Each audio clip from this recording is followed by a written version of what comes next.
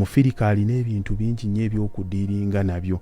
Bw'omaliriza wano okusoma olina okudiiringa n'okulabirira kitaawo, olina okudiiringa n'okulabirira maama, olina okutandika okulabirira baganda bo. Ebyo byonna bw'obiteekako n'omala n'ojja oba okyali mu lutalo n'olwana, omusumba yakugambe kino, seeka yagambe kati awo olinawo byokka ebintu eddiini yo byegenda okugamba nga nabyo ogenda kwewuunya byogenda okutandika okulwanagana nabyo okubimalawo. Bw'ovaawo ogende ku kalica. Kyova olaba nze olumu ngenda ne mbagamba nti nsoosaayo bwongo bwange, ebirala ne biryonka bijja. Era wano ng'oyagala otabuke n'omuntu, nze nkibagambye emirundi n'emirundi, otandika kukwata ku ndowooza ye nti omuddugavu kigenda tutwalira ebbanga ddene nnyo kino kankyogere nga nkiddamu, era generation yaffe tegenda na kukitegeera, naye abo bagenda okujja oluvannyuma ennyo baliwulira ebigambo ffe bye twayogera mu kiseera kino ne bagamba nti mwabo mulimu abaakiraba. Omuddugavu bwe yatandika okufuna enzikiriza mu bintu byatalabako, yalemwa okubalansinga olw'ensonga nti tewaaliwo bintu birala bya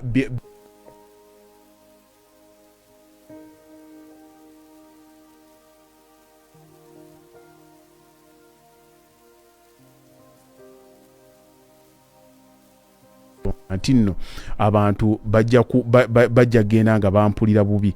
Naye gw'omugezi otegedde kikyengezaako kugamba nti omuntu yagaana okutwala obuvunaanyizibwa bwe ye nga omuntu. I think abantu ddala mu abatambuddeko abali ebweru, you can attest to what I'm trying to say.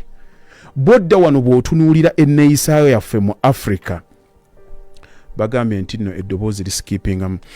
Bodda n'otandika okutunuulira enneeyisa yaffe wano mu Africa, abantu balina ebintu bingi nnyo bye batandika okulwanagana nabyo. Naye ate bwe ntunuulidde abantu abafunyemuuko exposure abatambudde, era muntu agenzeeko ebweru bwadda wano muzibu okufuga.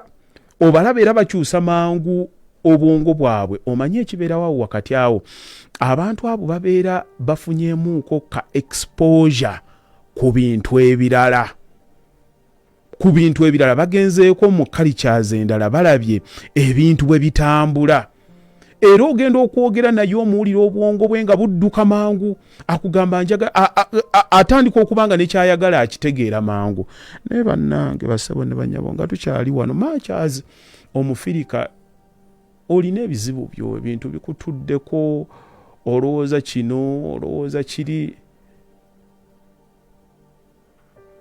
How are we going to combat our poverty, our lack of innovation mu bintu nga technology?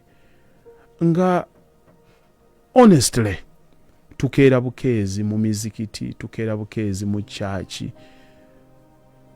tukeera bukeezi mu masabo. Like really